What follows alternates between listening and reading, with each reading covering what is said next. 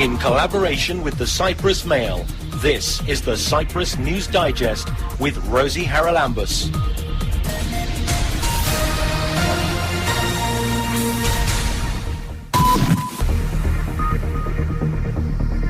And welcome along to the Cyprus News Digest. Tonight we'll be talking about peace journalism. We'll hear about the Diaspora Studies Centre Trust. We'll discuss the Kosovo Experience and the implications of the cabinet reshuffle and the recent DIKO resignations. Stay tuned. My name's Rosie Charalambous. You can get in touch by emailing Cyprus News Digest at gmail.com. You can look for us on Facebook and put messages there as well. Great to hear from you. Now then, we're going to talk first on the programme this evening about the fact that there has been in Nicosia a series of seminars on peace journalism. And the gentleman conducting the seminars is Professor Steven Youngblood from Park University in Missouri in the USA. He's on the line. Steve, good evening. So tell us a little bit first, I think, about what peace journalism is. A lot of people probably mistakenly think that it's using journalism to promote peace, but there's more to it than that, isn't there? Yes, and that actually would be a mistake. So there are several definitions. The one I like to use is that peace journalism is when reporters and editors make choices that can create an atmosphere conducive to peace. So what this means is that we're careful about the way that we report stories, about the language that we use, about the consequences of our reporting. What peace journalism is not open advocacy for peace. So we're not out there promoting peace. Instead, we're simply reporting in such a way that it gives peace a chance to flourish. That it doesn't, at minimum, that our reporting doesn't put petrol on the fire. It doesn't inflame an already tenuous situation. Which is very difficult to do in this day and age where it's the big banner headline or the soundbite that is sort of dramatic, which tends to bring in audience. Well, that's an interesting comment, and it's one that's shared by many in the media business. The notion that only the sensational, only the dramatic, only the bloody will draw an audience. And certainly that's been a traditional media model around the world for many, many years.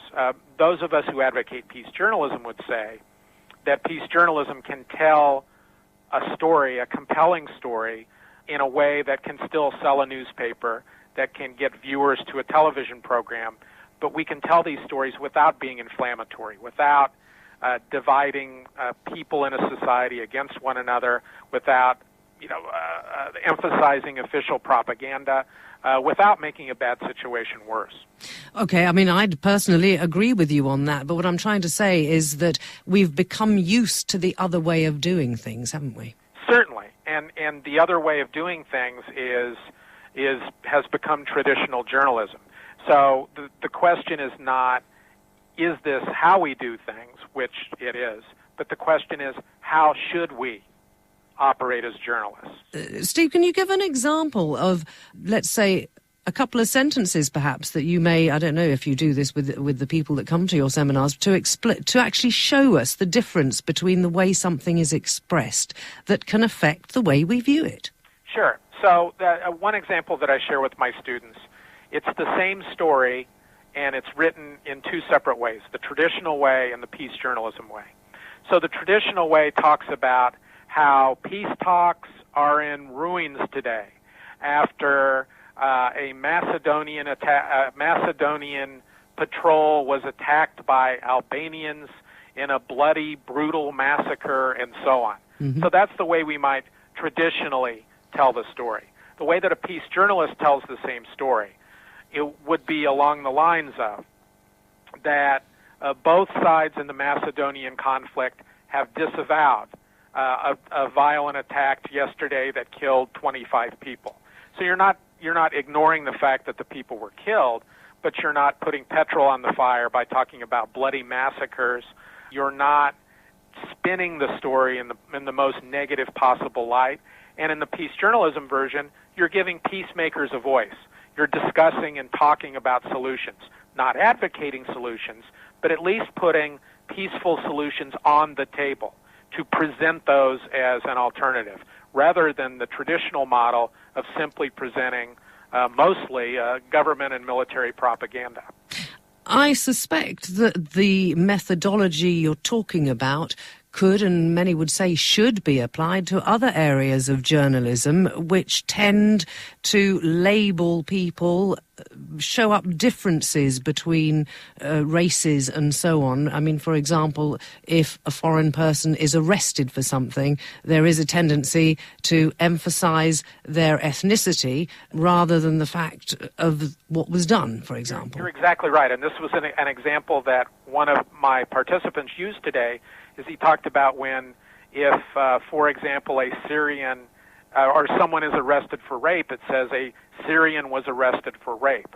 If it was a Cypriot, it would simply say a 45-year-old man without the nationality. So peace journalism does apply to a lot more than peace and war.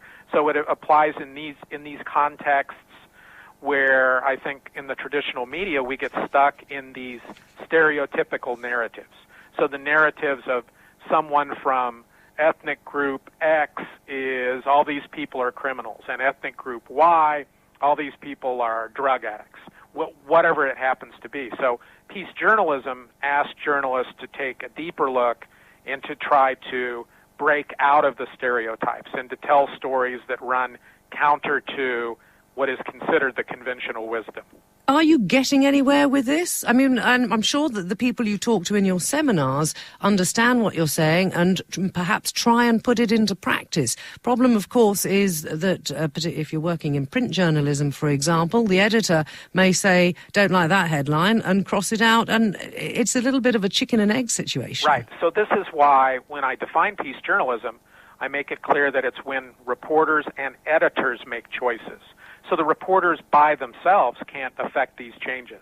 That indeed it takes reporters, editors, and even media owners to make these kinds of changes that we're looking for. And so there's no question, and we talked about it today, there's no question that there are a number of obstacles to the implementation of peace journalism in Cyprus. That being said, everywhere else that I've taught too, there are a number of obstacles to the implementation of peace journalism. Yet there are many, many examples of successful peace journalism projects, programs, and media that have really made a difference around the world. You're obviously going around talking to a lot of places where there has been conflict. People are in conflict resolution situations like we are here in Cyprus. What's the reaction generally when you put all these ideas forward? There are a few, everywhere you go there are naysayers, but I'll tell you that especially those in the journalism community, that once they understand what peace journalism is, especially the notion that it's not open advocacy, it's very warmly received by, I don't know what the percentage would be, 90 or 95%. I mean, I've been pleasantly surprised as I've traveled everywhere that journalists are so receptive to this idea, because I think that we understand that as media that we have a tremendous amount of power. We have a power, unfortunately, it's been seen over and over again that we have negative power. Power to anger people, power to create enmity, to even foment violence, but we have another power as well, and that power is to give peacemakers a voice, to create an atmosphere where peace is possible. And I think the more that journalists learn about peace journalism, the more they like it. I'm sure they do, and you'll have a very interesting exercise tomorrow when they go out and actually report a story and come back and discuss it. That must be the fascinating sort of wrapping up of the seminars. But you've got a blog, I know, steveyoungblood.blogspot.com, or Steven Youngblood, I beg your pardon, and I wish you every success with it. Thanks for taking time to join us on the Cyprus News Digest. Thank you so much, Rosie. That is Professor Steven Youngblood, and he is a peace journalism instructor. He's a director of the Centre for Global Peace Journalism at Park University in Parkville, Missouri, over there in the US of A. Keep up to date with events and news in Cyprus with the Cyprus News Digest. You can stream it live on mycyradio.eu, listen again on the Cyprus Mail website, or download the podcast to your phone or tablet and listen anytime, anywhere.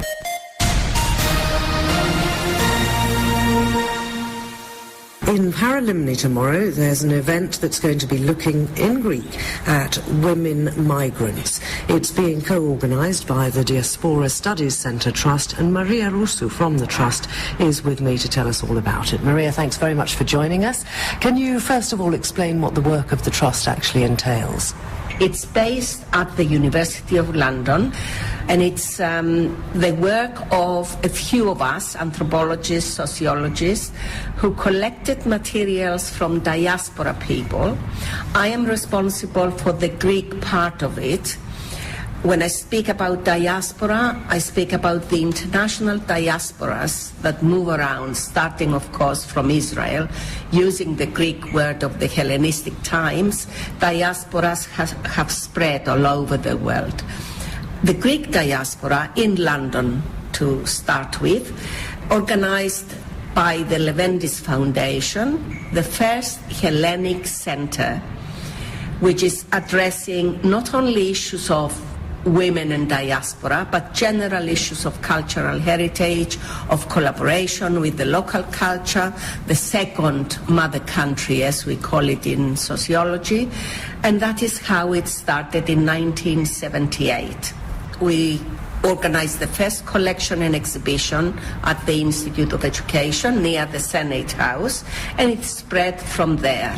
I had the opportunity, through my fieldwork, to visit South Africa in 91, all over Australia, and then some other countries in Africa, Egypt, Zaire, all over Europe, and then the US, and then Central and Southern America. So I visited Mexico, Chile, of all places, where I thought I'm going for a personal visit. I won't find Greeks or Cypriots, but there they were. I think they are all over the world, aren't they? And I find it very strange that because we acknowledge that there is a Greek and Cypriot diaspora and we have moved to countries all over the world, we don't seem here in Cyprus to be very positive about other country nationals who come and live in Cyprus. Why do you think that is? It makes me feel sad, because we are a country that exported, let's say in inverted commas, migrant workers for many years. A few went for their studies, like me, and I stayed in London. But most of us worked abroad. Why don't we have a better attitude towards migrants who come here? And I think it needs education. And I'm very happy that quite a few organizations now in Cyprus are aware of migrants' rights and are looking forward to a better future for those people. Now, I think you're talking at the event tomorrow, particularly about women migrants. Yes. And is that women migrants in Cyprus or Cypriot women who have migrated elsewhere? I am presenting research of 3 generations, women migrants who went abroad, created families, and repatriated themselves now at the old age. And I am presenting exactly this issue, that they are more aware of what it means to be a migrant in a foreign country and to struggle for survival, to bring up your family. So these repatriated Cypriot women, some of whom will be there tomorrow, I hope will play the role of an ambassador. Tell me about the attitude of men to this issue. Yes, when I started my research, I had the opportunity to have the best professor in the world, Professor Basil Bernstein, who was and is, through his work, a great sociolinguist and a sociologist with his fame all over the planet. He was very positive to my study project, and he pushed me forward to go for it. So that's 1978, University of London, of course. But men now? How men now and men in Cyprus are still, some are not negative, but still not giving it a good thought, that women migrants are the ones that kept the families together. In the case of Greek Cypriot women in London, it has been documented that they are the ones who kept what we call in Greek, and it's a great word, the ancient goddess Estia, the home, the family together, the warmth that the family needs, especially in migrant conditions in a foreign country. Well, men are not that positive. And why have I asked men to give the prizes to 4 different women? Because I want them to be there at the event tomorrow at the municipality of Paralimni Cultural Centre. And it's the mayor of the city who is giving the prize to a young woman from Australia of Greek Cypriot origins, with roots in Paralimni. Her yaya, her grandma, will be there, so that the mayor recognizes that Tassoula Kalenu, a great singer who has been honored by the Parliament of Australia in Canberra, is also there to get a little prize from us, and to say thank you for raising the status of women all over the world with her cultural work in Australia. You're tuned to My CY Radio, broadcasting to you from the buffer zone in Nicosia in Cyprus. I'm Rosie Charalambous. This is the Cyprus News Digest. Well, Florian Cherha and Laura Krieziu are in Cyprus for a seminar entitled Discussing the Kosovo Experience. Thanks very much indeed for joining me on the Cyprus News Digest. Florian, can you start by telling us what you've been saying at the conference? First of all, let me tell you that this is my second time here in Cyprus, and I find it a very interesting example in terms of fostering cooperation between Cyprus and Kosovo, in the sense that Kosovo has an aspiration to join the European Union, and Cyprus is part of the European Union. And we believe that Cyprus, for the time being, has a position which is more of non-recognizing Kosovo for the time being. But we think that in the other side, Cyprus, by being Cyprus member of the European Union, that means that Cyprus has also some responsibilities towards the region that we belong to. In this case, it's the Western Balkans. The fact that Kosovo became independent, that was a sign that the region became more stable and secure. So that's what I'm representing here, in the sense that I represent a think tank covering security-related affairs. I'm director of Kosovo Centre for Security Studies. So my presentation will touch upon the regional security dimension with a focus on the Western Balkans in general, which includes 7 states, and with particular focus on Kosovo. So the idea is to transmit the message that the region is cooperating more than before, that the cooperation is present even in the security-related affairs, something that was not imagined before, and that basically the region has a clear pathway towards the European Union. But of course, Kosovo is in a very difficult position now, because 5 countries of the EU does not recognize it out of 28, which makes its path towards the EU a bit complex. So it is Cyprus, one of the 5 non-recognizers. So basically, the messages that I'm going to tell and I'm going to present has to do with the importance of recognizing region and Kosovo as a whole, basically. And second is that there is a need for a second-track diplomacy, in the sense that there is a need to foster cooperation between Kosovo and Cyprus in the civil society level, because there is an inexistent cooperation between both countries. And of course, at the moment, the whole region is very unstable. We see what's happening on our doorstep in Syria. There are a lot of imponderable things happening that are beyond our control. How do you feel that Kosovo can play a role in that, and indeed in conjunction with Cyprus? Well, Kosovo is a tiny country, is a small country, and it cannot really play a role in the geopolitics, especially with regards to the Middle East. But what we can do is we can transmit experiences to all of these regions, including the Middle East, because we are a post-conflict country, we are a post-authoritarian country, and we are a post-communist country. So we can basically transmit our messages and experiences to the Middle East, in this case to Syria, and then we have done so slightly with Libya.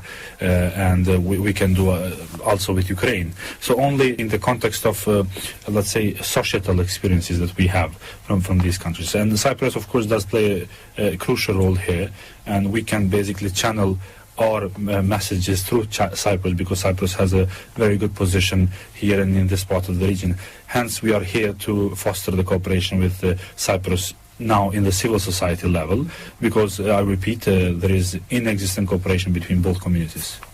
Laura, if I come to you, the role of women is very often ignored in conflict and post-conflict societies, and I think that's your special area of interest. What do you feel is missing? The Kosovo context is, as far as the gender aspect, both genders were under the same fate, because the discrimination towards the Albanian people started much earlier than the war, and that was when all were expelled from schools and work and all that. So the same fate was for both genders, but of course it was harder for women because they're also the holders of the family. However, after we got liberated, since there was a gap of not participating in the institutional life, in the education, we needed to invest much more in women. And also many men were killed. We have villages that were left without no men whatsoever. So these women with children left in unprotected. So international community played a huge role in kind of building up this marginalized group in the aspect of offering a lot of donations. So this was in the grassroots aspect, offering the financial economic support to women, especially to women, and through different organizations. As we are both genders in this attempts to create a stable democratic country. In Kosovo, actually, the regulation, the constitution has been developed in that way that guarantees a lot of space for women from both communities, and guarantees the quota of 30% in the parliament, which is a regulation for both communities, Serbian and Albanian. So they are active in life, obviously, in Kosovo, but do you feel that they could play a greater role, particularly with a view to any remaining conflicts that need to be solved? Women look at conflict, I think, differently from men. Absolutely. Women have naturally and biologically another identity, which is their mothers as well. So this is something that unites both women from any kind of community, any kind of nation. There were attempts, because in both sides there are missing people, especially in Kosovo side, there are 1,800 people missing, which then you have in the wars that Serbia went throughout many years, that there's also some association of women, which is called Women in Black. In Serbia, which in this level, and we have the call of the mothers in Kosovo, this is one of the aspects with which they found a common ground. And also there are some women in Serbia, like Nataša Kandić, who was very vocal about, any crimes that happen in Kosovo. So she's a Serbian. She's been very vocal in that aspect. So women were very much engaged, but there's very much, but it is politics, it plays a huge role in society, no matter in what kind of gender you are belong to. And the faces are divided just after the war conflict, or then after we declared the independence, put the process in backwards a little bit after all the attempt of the NGOs that have been created, and then it took a while for them to come back. But women from the Serbian community have tend to be very much integrated now into the institutions, established institutions, in essential and in local level. The sharing of experience between Kosovo and Cyprus, just to reflect upon, I think that the fact that Cyprus is a member of the EU, that means that Cyprus passed through this process of approximation with the EU. while Kosovo is now just entered the process of negotiation under the framework of the Stabilization Association Agreement. So we can learn a lot from the Cyprus experiences when it comes to EU acquis communautaire, what they call another aspect. In the other side, Cyprus can learn from the ongoing dialogue that we are having, that there is between Kosovo and Serbia, because there are some positive results, historic results, which led towards basically peace, and it's a first step actually towards full reconciliation between both countries. And I think that Cyprus can get a lot of experiences from Kosovo and Serbia now with regards to the unification of the island. And so our visit is of, let's say, mutual benefit for Cyprus and Kosovo. Online at mycyradio.eu and as a podcast with the Cyprus Mail, this is the Cyprus News Digest with Rosie Charalambous. The big story, I think we could all agree, of the week has been the cabinet reshuffle. My final guest on the programme is the director of Kathimerini and a very well-known political journalist here in Cyprus. He is Andreas Paraschos. Andreas, thanks for joining me. Now, some of the things I think that have happened in the last 24 hours or so haven't surprised many of us, but there's a lot of bitterness now, isn't there, between DIKO and DISI. What do you make, first of all, of the fact that, having asked for the entire cabinet's resignation, particularly bearing in mind that the 4 DIKO ministers have either resigned from the party or at least 2 of them distanced themselves somewhat from DIKO, he's only kept on George Lakotripis? Well, I think that the president made second thoughts, because if he was going to keep the same team on the cabinet with the 4 ministers from DIKO keeping their posts, he would give a legitimate right to Nicolas Papadopoulos to say that the president is interfering in DIKO's internal affairs. Well, I have to say, Andreas, I find it extraordinary. Surely the president, particularly given the fact that Cyprus is in the mess it's in, should be, particularly after he keeps saying that he wants to get rid of all this sort of political party bargaining, he should be looking for the most able people anywhere on the island that he can find to fill the posts to do the difficult job that's facing them. Oh my God, you're opening a real substantial subject now. But that's what this is all about, surely. Yeah, surely. That's what it's all about. I'm talking about substance, you see, and I just stand outside now from the political game, because the other thing is a political game. The substance of the whole situation is that we have a country who is in need, actually, of people that they can manage this crisis. And the deal between Anastasiadis and DIKO for making the new government when Anastasiadis was elected was not on this kind of basis. Who is the most able manager, or who is the most able person or specialist to deal with different kinds of serious matters, such as economy, such as banking, such as giving the chance to social problems to be dealt in a delicate way, so that people will not suffer as they do suffer now. But things were put on the basis of the agreement that was made in order to elect Anastasiadis, as all the agreements made every time when we have elections. And every party, of course, gave the names of those who suited the party best to make out of them ministers. But that means, you know and I know, this means that for many, many years we've ended up with, frankly, incapable people very often running ministries simply because they happen to be party members of a particular political party or friends with somebody, and it's not done the country any good. The idea that he didn't take on the health, defence, and who was the other one who we got rid of? They were DIKO members, and he didn't take them back on. But then he goes and asks Kostas Kadis, who is a DIKO member, and Marios Dimitriadis, also with links to DIKO, to take two of the positions. So I'm not really sure here what Anastasiadis is thinking. Can you enlighten us? Well, I'll tell you that Kadis, who was the head of the Organization of Tourism, and he quitted because the party, that is DIKO, wanted to break the deal with DC. Yeah, they left the coalition. He stepped down as head of the CTO. But Andreas, then why does he accept a ministerial post? Because he was the man whom the Archbishop wanted him to become a minister. And it seems that Archbishop counts more than the president of DIKO.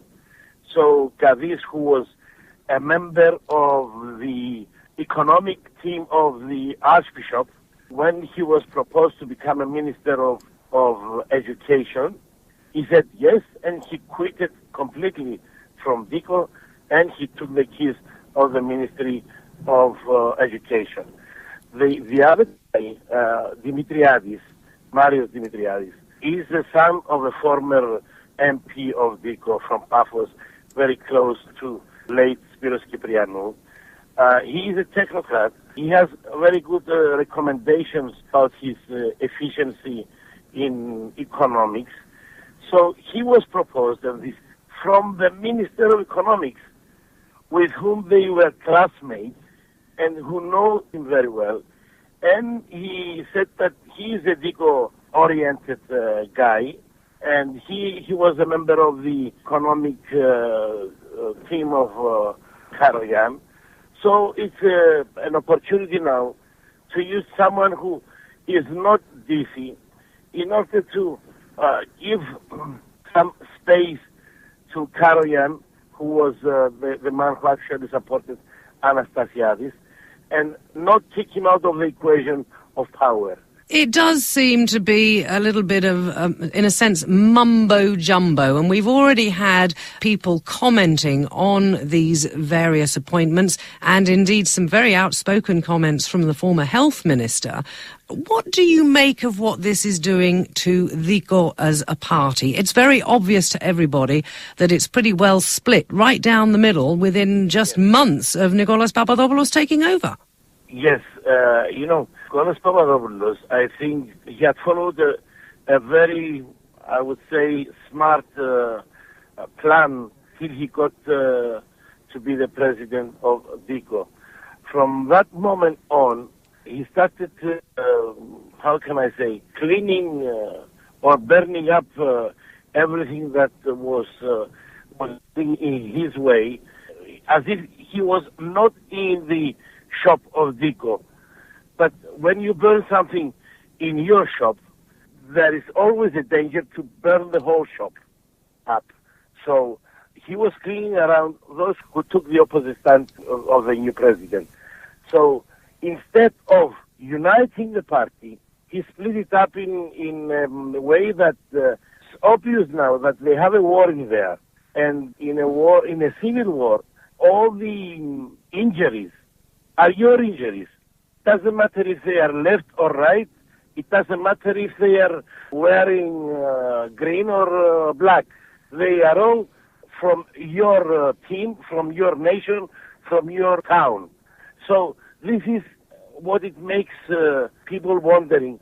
Why did he try to, instead of uniting the party, instead of being mild from the moment he won, to make out of his image a person that cannot use diplomacy as a weapon, but he still uses, let's say, a very harsh vocabulary and a very harsh way of dealing with internal matters in DIKO. Do you think that he has lost some of the respect that undoubtedly for a while he was gaining, because he did some fairly sensible things as head of the Parliamentary Finance Committee, and yet it seems that he put on a completely different hat as soon as he was elected as head of DIKO?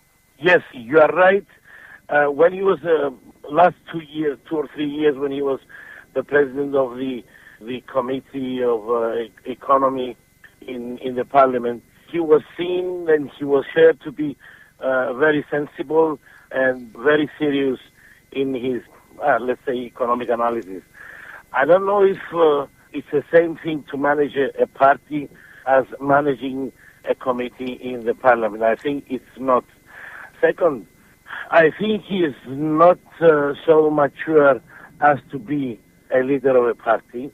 And third, DIKO is a very strange party, which always needs to be either in the government or on power, and it has very many difficulties when it's not in the area of governing. I mean, I remember the time that George Vasiliou was the president, DIKO was in a decline, and the leaders of the party were in so bad shape and mood that it was a very poor, let's say, company of people in political sense. So I think that after getting to be the president of DIKO, he makes one mistake after the other. Is this the end of DIKO as we know it, or are there people waiting in the wings for him to make one mistake too many? I'll be honest with you. It would be the end of DIKO as we know it, depending on how DC and Agel will act and react. Because always DIKO is there because of DC and Agel. When they need to be in power, they use DIKO, and DIKO uses them. So we have the coalitions, and the coalitions is either DC or DIKO or Agel or DIKO.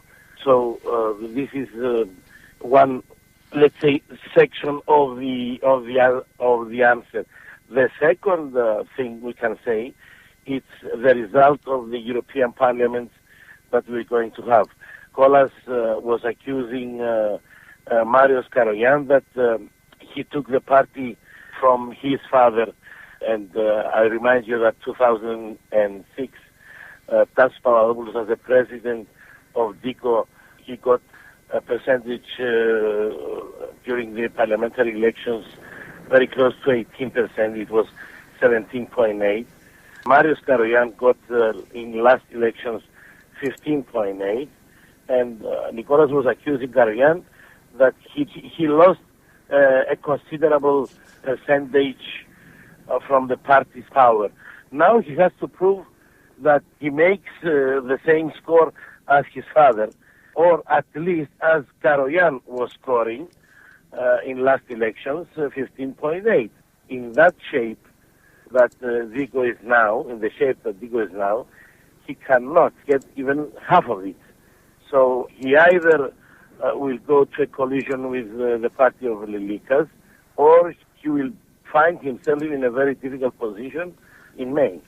Well, we have to leave it there. We could talk about this for hours, because it does seem that it could be the beginning of a complete change to the Cyprus political scene. But it depends, as you say, how other parties react and how the electoral react. Because I think what's come out of this and some of the comments, Andreas, are some very unprepossessing sound bites from some of our politicians, which anybody with an ounce of sense is going to see for what they are.